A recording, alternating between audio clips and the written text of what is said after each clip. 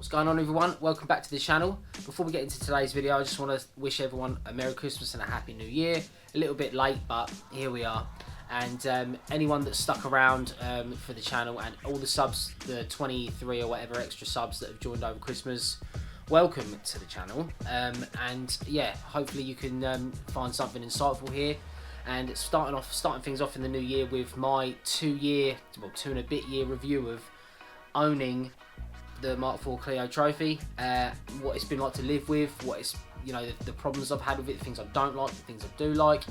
So yeah, just going to jump into that today, and instead of being in here, we're going to jump out for a drive, so we can talk about what's going on and stuff, and a little bit of change of scenery, I guess, because we're not going to be able to actually do much in these sort of lockdowns and stuff. But thank you for being patient, and I appreciate all your support as always, and we will be doing more videos, and I have got stuff planned, but obviously with these restrictions and stuff, we have to be considerate of the guidelines and stuff, and I don't want to be stepping on anyone's toes and making anyone feel uncomfortable.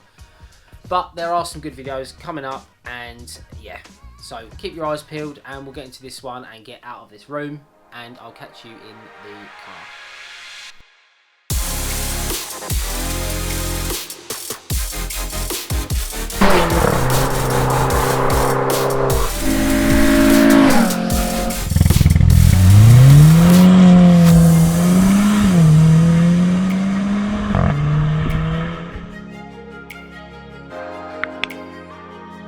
Talk to me.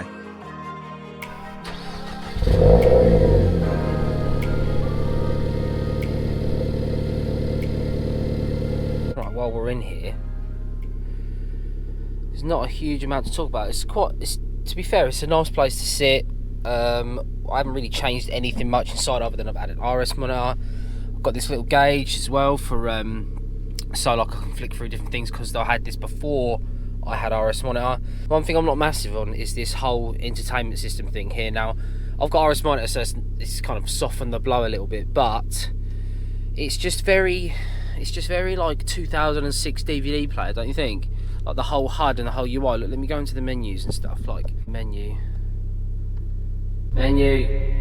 Oh god, look, and it's, you know, it's not exactly speedy, but like look at all this. It's just very, I don't know. It's just very. Do you know what I mean? It looks a bit like an old Sony DVD player or some shit, but sat-nav's pretty decent. Obviously, it just needs updating for the little SD card down there. And the RS monitor and stuff is actually probably my favourite bit about it. Like I say, it's kind of softened the blow for the whole entertainment system for me. Wrapped the little door bits. This one, wrapped the centre of this and that one, because I was just like, I'm trying to get rid of some of the red. One thing I didn't like, which I've actually changed, I bought a new set of mats. They're official RS mats, kind of was the plaque, I don't know. But they've just got red stitching around them instead of having a massive red outline, you know, like, because I don't mind the red accents like on here and this and stuff, but like they were on the door, they were on there, they were in the seats and the stitching, they were up, it was everywhere. So I've kind of minimised some of the red. So there is still red in here, the red accent, but not anywhere near as hot. Oh yeah, I've done the vents around as well, that's wrapped as well, but yeah, overall, it's a nice place to be and a nice place to sit. The seats are lovely, even though I've got the cloth seats. These seats are nice. They've got good high bolsters and stuff, keep you held in. Let's go for a drive then.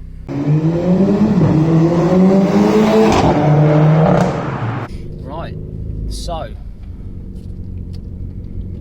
it's not a very nice day. It's pretty cold, so I'm just gonna let the car warm up a little bit before we give it any sort of marked sendage. So yeah, basically I just thought I'd do today's video on just the things I do and don't like about the car. You know, in all honesty, like, you know, the majority of the time I've had this car and modifying it and stuff, I've really enjoyed it. I haven't had any issues, and when you go online and stuff and, you know, search these cars, you know, there's people always looking for problems and, you know, like what's to look out for and stuff, and genuinely on the top of my head, I haven't had problems. I just nipped them in the bud essentially. But there is a coolant clip lower on the lower rad that tends to get weathered, and then it tends to just like loosen up, which then you get a coolant leak. And obviously then the more it loosens up, the stronger the leak, and especially when you're moving, once the pressure gets in there and stuff, things start leaking, and then people start panicking and they've got a mad leak. But 9 out of 10 times it's that. So yeah, I nipped that in the bud while I had the front bumper off while I was doing my Powerflex mount actually. other than a routine change when I had the standard wheels on. I had to have a tyre valve change, and that's it. Like she's just gone over 40,000 miles, so 40,309. Just had its 5-year service over at AW Motorworks. They were really great about the whole thing. Like I turned up there, and then I was there for maybe 2 hours. Let them do their bit, drove away. Bit of a bugger to find, but they've moved now, so congratulations to them on a better place. They just did, like I say, the 5-year service for me, and got my stamp in the book as well. So I've kept all that up. That was just oil, filter, pollen filter, brake fluid, and coolant change. Renault quoted me. They rung me and quoted me like £440 for that service, and AW done it for under 300. So mad shout out to them before we carry on. And yeah, back to the car. Yeah, those are the only problems I've really suffered with. Well, I say suffered, problems I've had to even deal with. Obviously, I've modified the car a lot, so looks and stuff will change. Like, it's obviously lower, different wheels. It's got like a more aggressive stance because the wheels have got a different offset, different exhaust. Different, you know, I've changed so much to the car really, that I feel if someone was to drive this car, they might get excited by this, but if they drove this as it was standard, they might not so much. Now, that's not to say that the car is boring standard by any means, because obviously loads of people go and drive them and really enjoy them. They really enjoy the way they drive, they really enjoy the way they feel. And obviously coilovers aren't obviously everyone's cup of tea. Like, I mean, this is the first set of coilovers I've had. Every other car I've had has been on springs. And I've dropped that purple mount to the yellow mount because the purple was personally just too much for me, as this is my daily.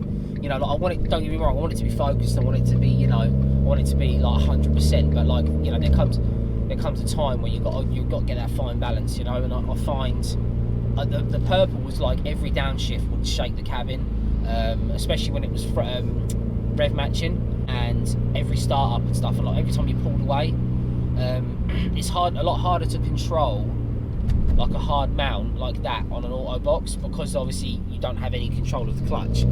You could kind of like ride the clutch a little bit on, like, I had it on my 172 and there was no issue there. So I keep going off on tangents. I've loved enjoying the car, I won't lie to you. You know, I've had no problems. It's always a laugh.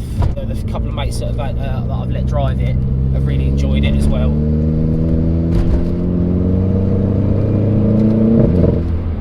Makes great noises. But like, this is the newest car I've ever had, so I mean, there's going to be obviously potentially some bias in there.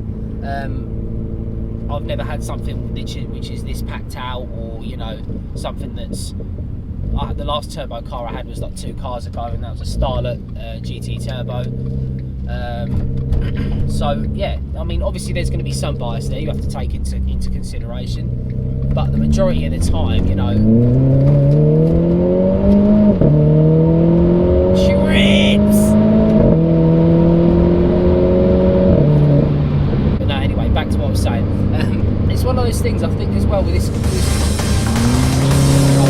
NANI? If you want some, I'll give it you.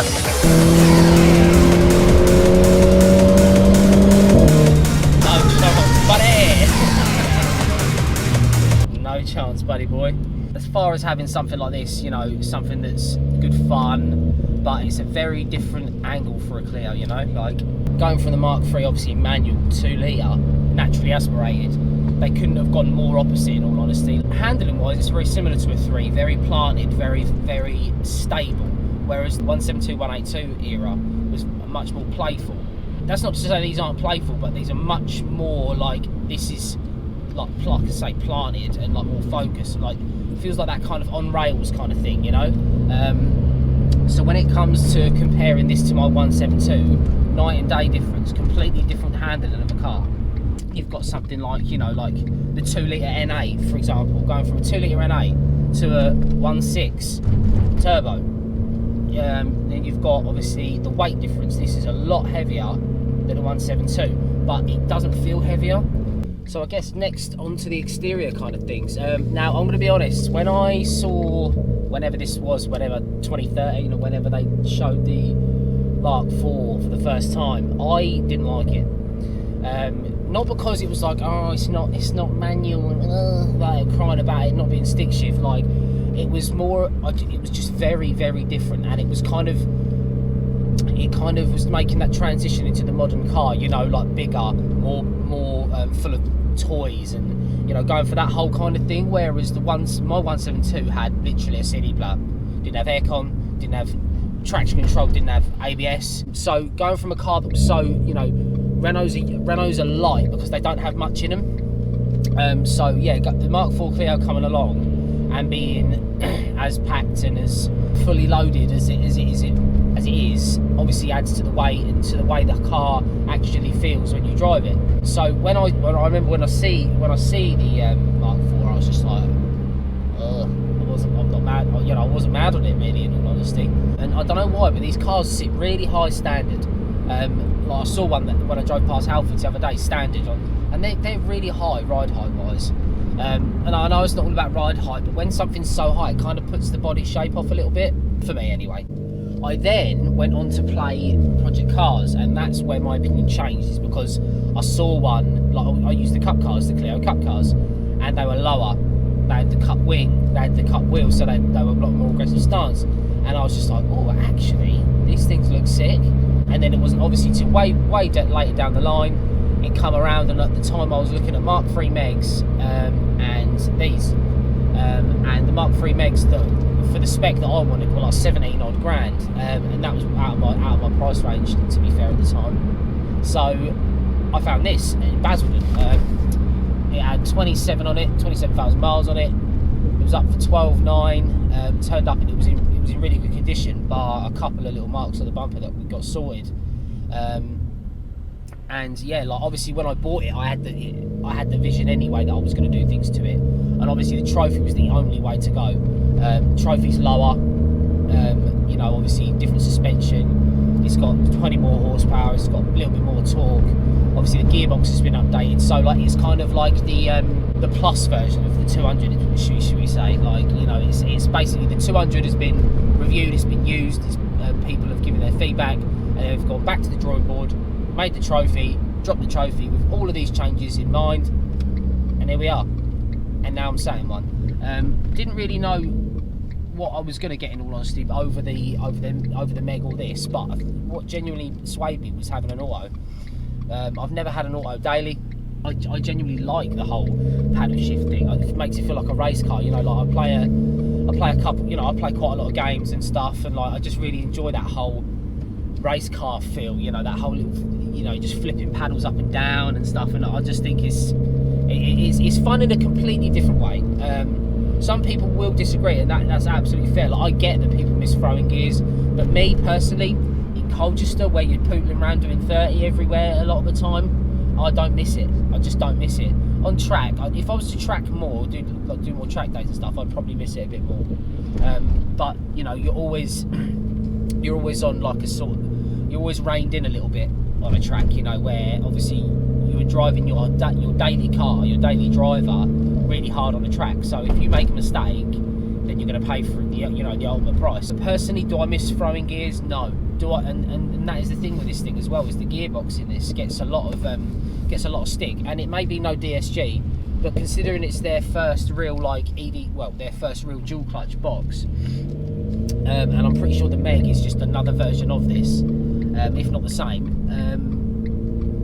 It does exactly what you'd want it to do, really. Like, I mean, I'm just poodling around now in auto, non-sport, just letting it do its thing, and it's not jolty, it's a smooth change, it's not indecisive. But something I did notice, sometimes it's a little indecisive with the gear, and it holds gear a little bit too long. Now, in the little bits of testing that I've done, it seems to be the gears in auto are speed based, so you'd think it would just shift when it when it could, but every time I move, it will shift from first at like 8 or 9 mile an hour, and then if I'm cruising, it will shift out of second. It won't shift out of second into third until I get to maybe 16, 17 mile an hour.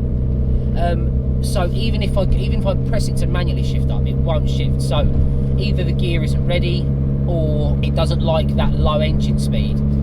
So you know, there's just a couple of things like that in the box that are a bit just like, you know, I go to work at 6 in the morning and my car's going up the road at 3,000 RPM. You know what I mean? Like, because I can't shift up gears until I actually get to a certain speed. So I have to get to a certain speed in my little road for it to actually go up a gear. Apart from that, I just don't. I haven't had any issues with the gearbox in all seriousness. You know, like, you can just knock it over and go to sport and have some fun, leave it in auto and just cruise along. I've got family that live in Wakefield, and doing that trip with this is a joy. Even with the exhaust, you know, like, you know, the exhaust is a bit louder than it should be, I guess, for a long journey. But the res in the middle I've kept means that it's got, you know, it's a little bit quieter. It's a lot less drony as well. On those long journeys, it's perfect. Stick it in cruise control, whatever, and just get there. Yeah, it's a joy to drive. All in all, with this car, I feel that there's a lot to like. And if you're unsure, just go and test drive one, because a lot of these cars got so much heat through the press and the people that were driving. Not this one specifically, the Trophy, obviously the 200s, but the write-up that the 200s got just wrote the Mark IV off. I feel like really hurt the Mark IV. And as it's coming around now, and these are coming cheaper, and these are becoming more, you know, they're just coming more common. You know, I barely see any of. I don't see any Trophies in Colchester where I am. I see, you know, I know there's one guy with one, but apart from that, you know, you don't drive past them often. And is it a rarity thing? Probably not. It's more of a case of that they just they weren't very popular just because of the start. But I feel if you're unsure, if you want a nippy hot hatch, and you want to go for kind of like that dual clutch experience, and you don't really want a German car like a Polo and stuff, then just go and take one of these for a spin, because it's all down to personal preference, obviously. But I just find that, obviously, well, I've driven DSG and stuff, and obviously they are definitely like a different level of gearbox. You know, I've never driven like PDK or stuff, so I can't comment on that. But when it comes to being your daily driver and a bit of fun, this just does it all. It just does it all. Obviously, I've modified loads of things, so it's obviously a little bit more exciting, you know, noise-wise and stuff, and which I understand. But obviously, a lot of people don't leave their cars standard, especially for people that are looking for that excitement, looking for that kind of next level experience where they can be like, this is my daily, but this also rips, you know, like so. But yeah. If you're looking at you know, at the £10,000 sort of market, I mean, you know, you probably only get 200 for that maybe. I don't know if there's much Trophies floating around for that price, but you know, get yourself to a dealer that's got one and have a go in it, because it might change your mind, because there's just some things you can't explain. Don't matter how long I sit here on camera and say, oh, this is great and this is great and that's bad and that's bad. You know, it's all going to be down to personal experience. And like I say, after the 2.5 years I've owned this car, I haven't had any problems. The problems I have had, I've sorted like that. Like I say, I've got a tyre valve, which is irrelevant now because I'm on different wheels.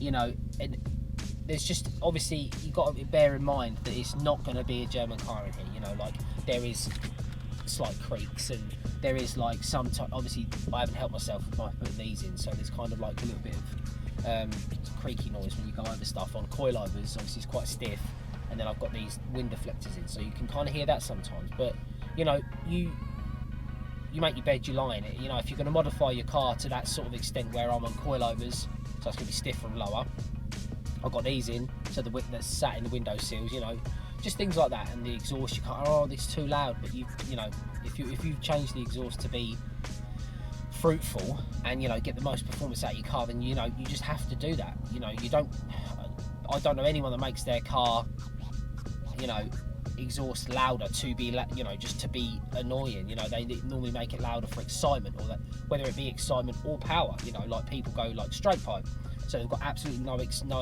restrictions in the exhaust and stuff. But you know, the foundation for these cars is on the up. You know, it started very small 2.5 years ago when I was, like I say, when I started, there wasn't a huge amount about it, in all honesty.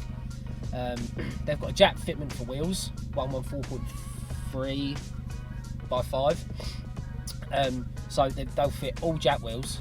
You just have to get the right spigot for the inside, the 66.1 mil.